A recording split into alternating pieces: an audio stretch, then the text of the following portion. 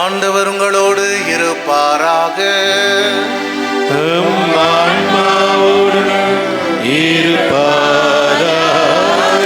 புனித மத்தேயு எழுதிய நற்செய்தியிலிருந்து வாசகம்.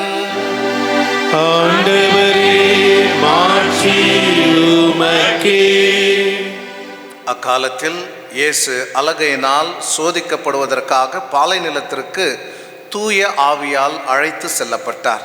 அவர் 40 நாள் இரவும் பகலும் நோன்பிருந்தார். அதன் பின் பசியுற்றார்.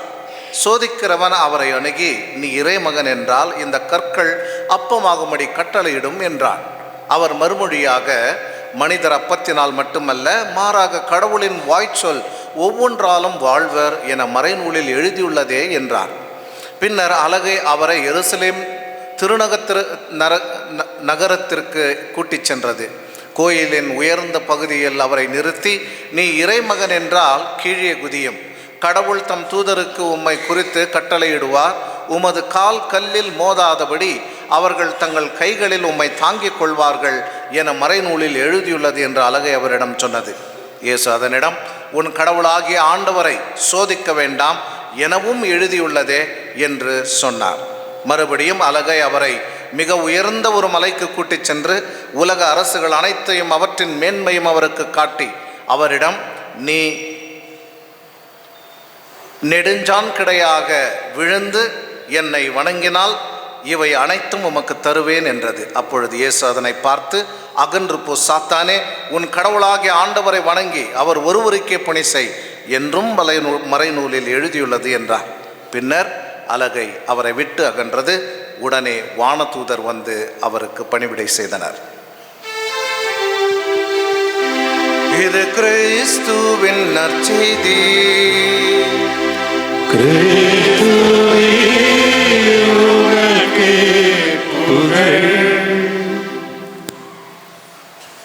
இயேசுவில் அன்பார்ந்த சகோதர சகோதரிகளே, குட் மார்னிங்.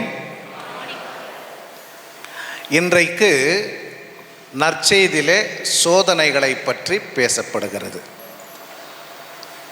வாசகங்கள் ஒரு மனிதன் விழுந்ததை பற்றியும் மற்றொரு மனிதன் எழுந்ததை பற்றியும் பேசுகிறது.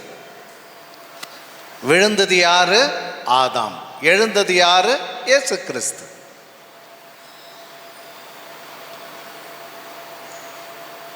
இயேசு கிறிஸ்துவால் எழ முடிந்தது. அவர் கடவுள். நம்மால் எழ முடியுமா? இது கேள்வி. இயேசு கிறிஸ்து எழுந்தார், கடவுள். நம்மால் எழ முடியுமா? கண்டிப்பாக முடியும்.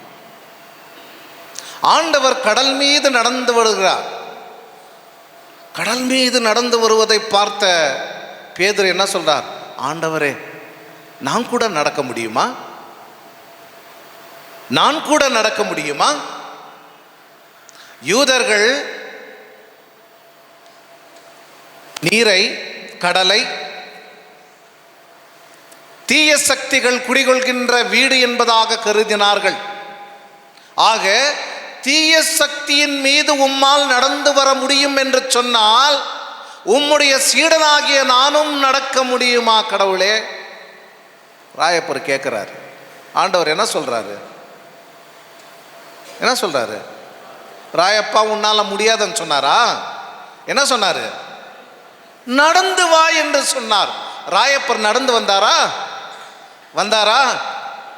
ராயப்பர் நடந்து வந்தார் என்று சொன்னால் நீங்களும் நானும் நடக்க முடியும். ராயப்பரை விட சிறந்தவர்கள் நீங்கள். அன்பார்ந்த சகோதர சகோதரிகளே, இன்றைய சூழ்நிலை எப்படி இருக்கிறது என்று சொன்னால், ஆண்டவர் இயேசு கிறிஸ்துவின் பக்கம் பலவீனமாக இருக்கிறது, சாத்தானின் பக்கம் பலம் உள்ளதாக இருக்கிறது. அதான் சீனு. ஆண்டவர் இயேசு 40 நாள் பட்னி, சோறு கிடையாது. பாலைவனத்தில் அவர் உண்ணா நோன்பு இருந்தார், ஆண்டவரோடு பேசிக் கொண்டிருந்தார். ஆக அவருடைய உடலுக்கு பலவீனம், அவருடைய தருணம் பலவீனம். சாத்தான் ஆறாமா நல்லா சாப்பிட்டு வெத்தலை பாக்கு போட்டுக்கின்னு வந்து நிற்கிது. வயிறு நிறைஞ்சு வந்து நிற்கிது. இப்போ ஆண்டவர் இயேசு பலவீனத்தை ஏற்றுக்கொண்டால் விழுந்து போவார், பலத்தை ஏற்றுக்கொண்டால் நின்று கொள்வார். ஆக இயேசு கிறிஸ்துவுக்கு 3 விதமான சோதனைகளை கொடுக்கிறது. ஒன்று உடலின் அளவிற்கு, இரண்டாவது உள்ளத்தின் அளவிற்கு, மூன்றாவது உலகத்தின் அளவிற்கு. 3மே முக்கியம். உடலின் அளவிற்கு என்ன சொல்லுகிறது? உனக்கு பசியா இருக்குது, நீ கல்லை அப்பமாக மாற்றி நீங்க சாப்பிடுங்க. உள்ளத்தின் அளவில இங்கத்திலிருந்து குதி, ஆண்டவர் உன்னை காப்பாற்றுவார். அவருக்கு ஒரு டெஸ்ட் வை. மூன்றாவது, உலகத்தை நான் கொடுக்கிறேன், எனக்கு தண்டனிட்டு வணங்கு. ஆண்டவர் என்ன சொல்ல? போட முட்டாள், இதற்கு மயங்குகிறவன் நான் அல்ல, இதற்கு மயங்குகிறவன் நான் அல்ல. ஆண்டவர் இயேசு கிறிஸ்து உறுதியாக நிற்கிறார், ஆதாமை போல விழவில்லை. அன்பார்ந்த சகோதர சகோதரிகளே, இன்றைக்கு நான் உங்களிடம் பேச விரும்புவது ஆண்டவர் எப்படி ஜெயிச்சார் அப்படின்னு கிடையாது, நாம் என்ன செய்ய முடியும் அப்படின்னு சொல்லி. நாம் என்ன செய்ய முடியும் என்பதுதான் இன்றைய கேள்வி. ஆண்டவர் ஜெயிப்பார், ஏனென்றால் அவர் தன்னுடைய தந்தைக்கு தலைவணங்கி நின்றார், அவருடைய சித்தத்தை நிறைவேற்றுவதிலே எல்லா தருணமும் தயாராக இருந்தார். ஆனால் பலவீனமே நம்முடையதாக்கி கொண்டு வாழ்கின்ற நாம் தான் என்று இதை பற்றி யோசிக்க வேண்டும். சோதனை, உங்களுக்கு சோதனை வருதா? எப்படியாச்சும் உன்னை தலை ஆட்டுங்க. வருதா? டெய்லி வருதா? வருது இல்லை? ஹஸ்பண்டை திட்டும்போது அட்லீஸ்ட் காஃபியில் உப்பு போட்டாச்சும் கொடுக்கலாம் அப்படின்னு ஒரு சோதனை வருது. ஆமா, சாயங்காலம் உதவலாம் அப்படின்னு சொல்லி செய்யறதில்லை நம்ம, அவ்வளோதான், வேற ஒன்றும் இல்லை. சோதனைகள் தவறா? சோதனைகள் பாவமா? சொல்லுங்க, என்ன சொல்றது? பாவமா? சோதனைகள் பாவமா?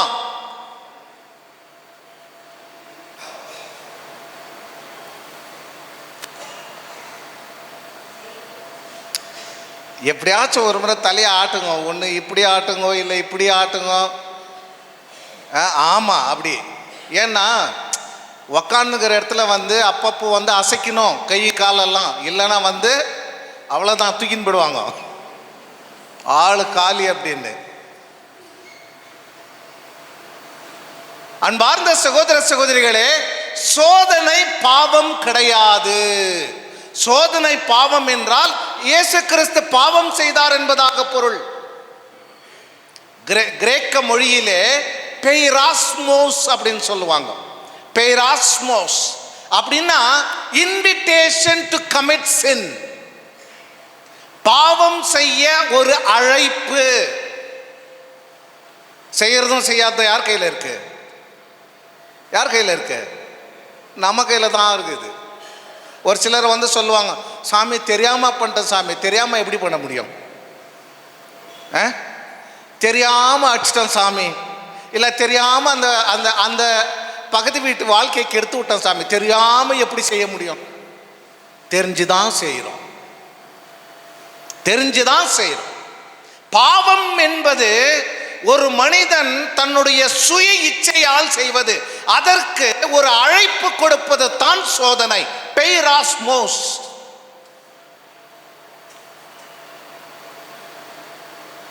ஆண்டவருடைய கட்டளைக்கு விரோதமாக நடந்து கொள்ள உங்களுக்கு ஒரு வாய்ப்பு யார் கொடுக்கிறாரு? யார் கொடுக்கிறா? சாத்தான் கொடுக்கிறான். வாப்பா நீ இதை செய், இதை செஞ்சனா ஆண்டவரை நம்ம ஓரம் கட்டிடலாம் அப்படின்னு. நாம என்ன செய்யறோம்? ஆமாமா சரி ஆண்டவரை ஓரம் கட்டிடுவோம் அப்படின்னு சொல்லி போய் செய்யறோம். யார் முட்டாள்? யாரு? நாம தான் முட்டாள், நாம தான் முட்டாள். அன்பார்ந்த சகோதர சகோதரிகளே, இந்த சோதனை எங்கிருந்து வருகிறது? எங்கிருந்து வருது சோதனை? 3 இடத்திலிருந்து வருது. ஒன்று என்ன? உலகத்திலிருந்து வருது. சோதனை என்பது உலகத்திலிருந்து வருகிறது. இரண்டாவது தன் உடல் இச்சைகளினாலே வருகிறது. மூன்றாவது தான் சாத்தாங்கிட்ட இருந்து வருது. உதாரணமா சொல்லணும் அப்படின்னு சொன்னா, உலக நியதிகள் என்ற மனித மனங்களை மாற்றுகிறது. உலக நியதிகள் மனிதன் மனங்களை மாற்றுகிறது. திருவிவிலிய கோட்பாடுகளை திருத்துகிறது. ஆண்டவர் சொன்ன நல்ல மதிப்புகளை மாற்றுகிறது. உதாரணமா சொல்லணும் அப்படின்னா, இந்த வருஷம்லாம் நிறைய ஃபேமிலி பற்றி தான் உதாரணம் கொடுப்பேன். அதனால் உங்களுக்கு நிறைய ஆப்டாக இருக்கும். இப்போ திருச்சபையில் ஒரு அருமையான திருவருட்சாதனம் இருக்குது. என்ன? திருமணம் என்கின்ற திருவருட்சாதனம். உலகம் என்ன சொல்லுது? உலகம் என்ன சொல்லுது? அன்பார்ந்த சகோதர சகோதரிகளே, காலம் ஒன்று இருந்தது. அப்பொழுது ஒரு பெண்ணுக்கும் ஒரு ஆணுக்கும் திருமணம் என்று சொன்னால் குடும்பம் குடும்பமாகவே செல்வார்கள். பெண்ணை பார்ப்பார்கள், பையனை பார்ப்பாங்க. அதுக்கப்புறமா சாமியார்கிட்ட சொல்லுவாங்க, அவர் என்கேஜ்மெண்ட் இருக்கும். அது ஆன பின்னாடி தயாரித்த பிறகு அவர்கள் திருமணம் ஆவார்கள். ஒரு முறை திருமணம் ஆனால் முடிஞ்சு போச்சு. சாகர வரைக்கும் அந்த திருமணம் நிலைக்கும். சரிதானா? சரிதானா? சரிதானா? வயசானவங்கெல்லாம் 40 வருஷம், 50 வருஷம், 60 வருஷம் திருமண விழாவை கொண்டாடுறீங்களா? கொண்டாடுறீங்களா? கொண்டாடுறோம். அப்படியா நடக்குது? இப்போ 40 வயசுக்குள்ள 4 முறை டைவர்ஸ் ஆகுது.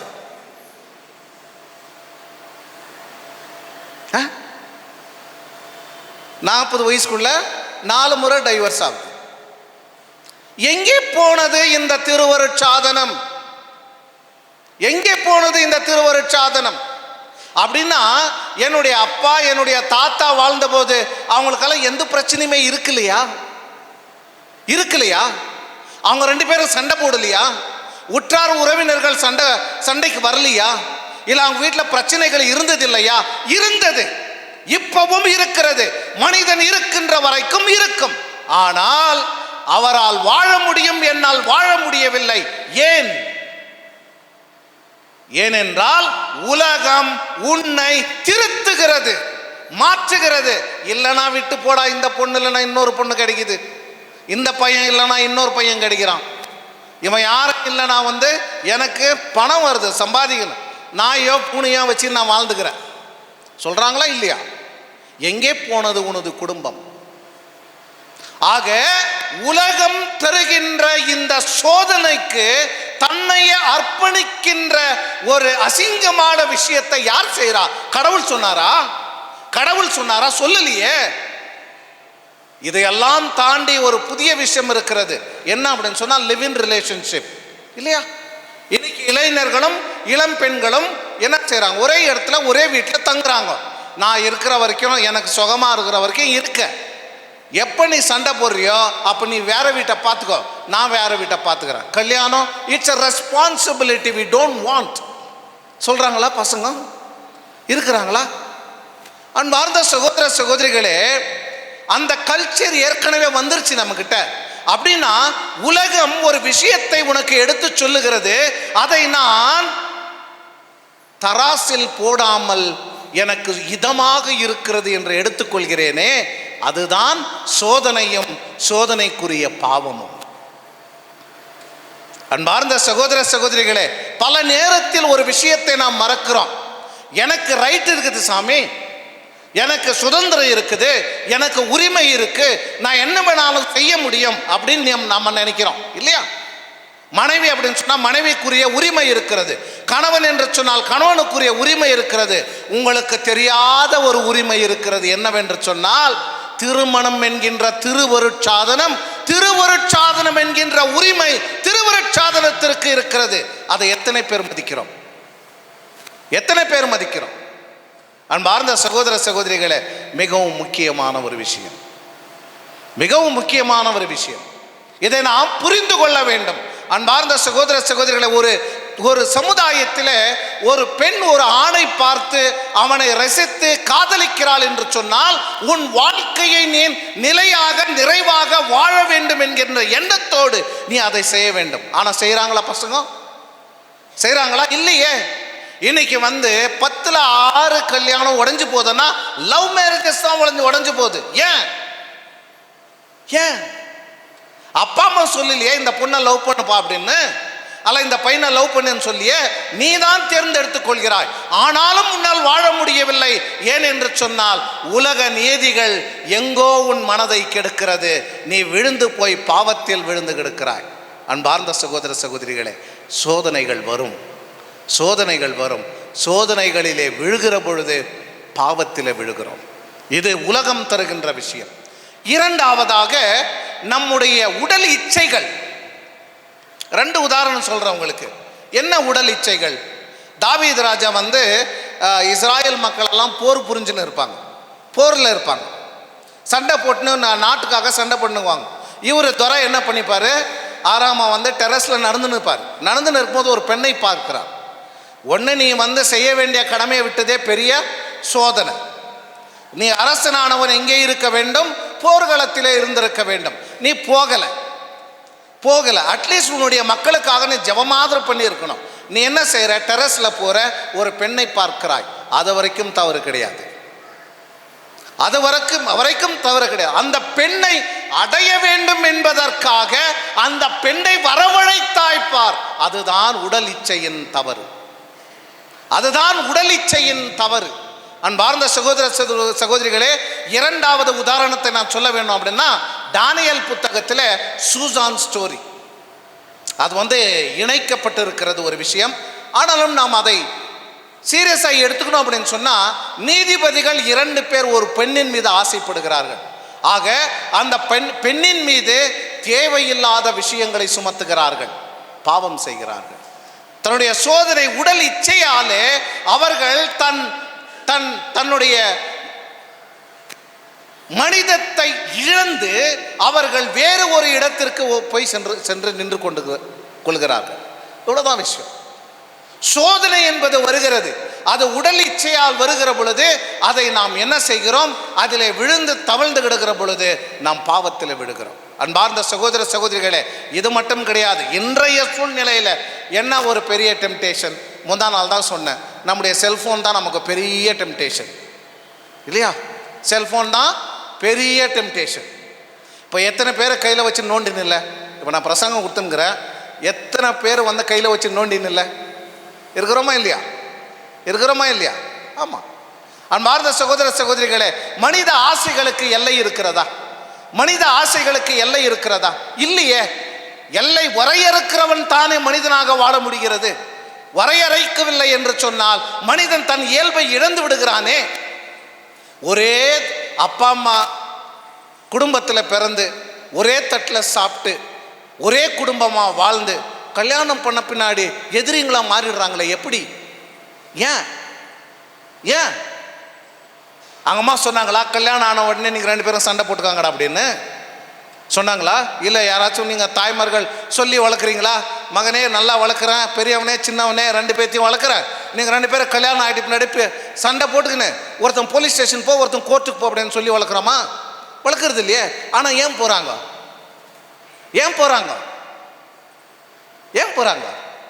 அன்பார்ந்த சகோதர சகோதரிகளே, இதெல்லாம் நிறைய விஷயங்கள் இருக்கிறது. எனக்கு தெரிஞ்ச மாதிரி ஒரு பாட்டி இருந்தாங்க. அந்த பாட்டிக்கு பெரிய பையனா ரொம்ப இஷ்டம். அந்த பாட்டிக்கு சீதனமாக ஒரு குடம் வெள்ளி காசுன்னு கொடுத்துருந்தாங்களாம். யாரு? அவங்க அப்பா. இந்த வெள்ளி காசை அடிக்கடி இந்த கிளவி மாற்றினே இருக்கும், ஒரு இடத்துல வைக்காது. ஏன்னா எவனாச்சும் தூக்கின்னு போயிட்டா நான் பண்ணுறது அப்படின்னு. கண்ணு தெரியலனா கூட இந்த வெள்ளி குடத்தை ரொம்ப பத்திரமா பார்த்துக்குச்சு.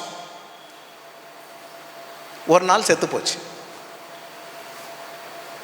செத்து போன உடனே மற்ற பசங்கள்லாம் வீட்டையே ஒடிச்சிட்டாங்க. ஆனால் வெள்ளி குடத்தை காணும். எங்கடா அப்படின்னு சொன்னால், பெரியவன் எடுத்துன்னு போயிட்டான் அப்படின்னு சொல்லி இவங்கெல்லாம் டிசைட் பண்ணிட்டு அவன் மேலே சண்டைக்கு போயிட்டாங்க. ஆனால் வெள்ளி குடத்துக்கு என்ன ஆச்சுன்னு யாருக்குமே தெரியாது. ஒருவேளை அந்த தாய் தன்னுடைய பெரிய பையனுக்கு கொடுத்துட்டு போட்டுமே, கொடுத்துருந்தா கொடுத்துட்டு போயிட்டுமே.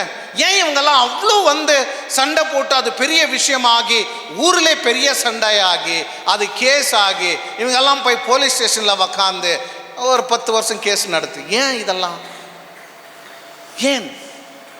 ஆசைகளுக்கு ஒரு வரையறை இல்லை என்று சொன்னால் மனிதன் தன் இயல்பை இழக்கிறான். ஆகவே சோதனைகள் என்பது ஆசைகளினாலே வருகிறது. அதிலே விழுகிற பொழுது நாம் பாவம் செய்கிறோம், ஆதாமை போல. கடைசியாக 3வது விஷயம் என்ன அப்படின்னு சொன்னா, சாத்தான் நம்முடைய நேர்மையை சோதிக்கிற சாத்தானாக இருக்கிறான்.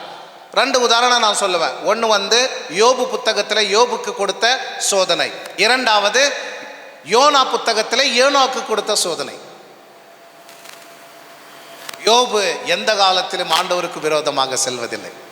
யோனா விழுந்து எழுந்து வருகிறார், விழுந்து எழுந்து வருகிறார். அன்பார்ந்த சகோதர சகோதரிகளே, நம்முடைய நேர்மைக்கும் அத்தகைய சோதனைகள் வரும். ஆனால் அதில் இழக்கிற பொழுது பாவம் செய்கிறோம். இந்த பாவங்களிலிருந்து என்னால் வெளிவர முடியுமா? கண்டிப்பாக முடியும், கண்டிப்பாக முடியும். என்ன அப்படின்னு சொன்னா, ஒவ்வொருவருக்குமே இறைவன் இறை ஞானத்தை கொடுத்திருக்கிறார். Wisdom of God. யாருக்கு இறை ஞானம் இல்லை சொல்லுங்க? எல்லாருக்கும் இறை ஞானம் இருக்கிறது. ஆனால் அதை வாழ்கிறோமா? பல நேரத்தில் மறந்து விடுகிறோம். என்ன அந்த இறை ஞானம்? எது நல்லது, எது கெட்டது, எதை நான் தேர்ந்து கொள்ள வேண்டும், எதை நான் தேர்ந்து கொள்ளக்கூடாது நமக்கு தெரியாதா?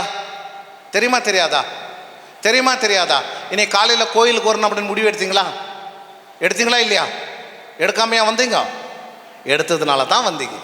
ஆக உங்களுக்கு எது சரி எது தவறு என்கின்ற மனப்பக்குவம் இருக்கிறது. அதுதான் இறைஞானம். ஒவ்வொரு விஷயத்திலுமே நாம் இறை ஞானத்தை பயன்படுத்தினால் நாம் சோதனைக்கே உட்பட்டு நாம் பாவத்தில் விழமாட்டோம். இப்போ நான் 3 விஷயம் சொன்னேன். உலகம் தருகின்ற சோதனை, உடல் தருகின்ற சோதனை, சாத்தான் தருகின்ற சோதனை அப்படின்னு. எந்த சோதனை வந்தாலும் நான் இறை ஞானத்தை பயன்படுத்தினால் பாவத்திலே விழமாட்டேன். உதாரணம் சொன்னேன், குடும்பமே சொன்னேன். குடும்பத்தில் 1008 பிரச்சனை இருக்க. பிரச்சனை இல்லாத மனிதனே கிடையாது, பிரச்சனை இல்லாத குடும்பம் கிடையாது. ஆனால் அந்த குடும்பத்திற்காக எத்துணை கஷ்டம் வந்தாலும் என் குடும்பத்திற்காக நான் அனைத்தையும் தியாகம் செய்வேன் என்ற ஒரு முடிவு உன்னுடையதானால் குடும்பத்தை காப்பாற்றலாம். என்னத்தை இந்த குடும்பம் இதை வாழ்ந்து அப்படின்னு நீங்கள் சோர்ந்து போனீங்களான்னா முடிஞ்சு போச்சு, முடிஞ்சு போச்சு. ஆக இறை ஞானத்தை நீங்கள் பயன்படுத்துகிற பொழுது நீங்கள் சோதனைகளை வெல்லலாம். ஆகவே தான் புனித சின்னப்பர் கொரிந்தியருக்கு எழுதிய முதல் திருமுகத்தில் 10வது அதிகாரத்தில் சொல்லுவார். என்ன சொல்லுவார் அப்படின்னா, கடவுள் உங்களை விட்டுற மாட்டார், உங்களுக்கு ஏதாவது ஒரு வழியை காண்பிப்பார். சோதனைகளை வெல்வதற்கான வழியை கடவுள் உங்களுக்கு காண்பிப்பார். எபேசியருக்கு எழுதிய திருமுகத்தில் 6வது அதிகாரத்தில் சொல்லுவார், எது எல்லாம் உங்களுக்கு உதவி செய்யும், உங்களுடைய ஜெபம், ஆண்டவரின் வார்த்தை, நீங்கள் ஒன்றாக சேர்ந்து ஜெபிக்கின்ற இறை திருவிவிலியம், ஆண்டவருடைய நற்செய்தி, இவையெல்லாம் உங்களுக்கு உதவி செய்யும். ஆக நாம் என்ன செய்யணும்? ஜெபம் செய்ய வேண்டும், இறை வார்த்தையை படிக்க வேண்டும், இறை வார்த்தையை கேட்க வேண்டும், இறை வார்த்தையை தியானிக்க வேண்டும். அதிலே வருகின்ற ஞானத்தை வைத்து நாம் நம்முடைய வாழ்விற்கு எது சரி எது தவறு என்கின்ற முடிவுகளை எடுக்க வேண்டும். அப்பொழுது நம் வாழ்க்கையிலே நாம் அனுபவிக்கின்ற சோதனைகளை வெல்லலாம். ராயப்பரை போல நீரின் மீது நடக்கலாம். ஆகவே அன்பார்ந்த சகோதர சகோதரிகளே, இந்த தவக்காலத்திலே நம்முடைய ஆன்மீக வாழ்வை நாம் புரிந்து கொண்டிருக்கிறோம். ஒவ்வொரு அடியிலேயுமே நாம் ஒரு நல்ல முடிவை எடுத்து ஆண்டவருக்கு உகந்த வாழ்க்கையை வாழ இறைவன் நம் அனைவரையும் ஆசீர்வதிக்கட்டும் என்று தொடர்ந்து மன்றாடுவோம். ஆமென்.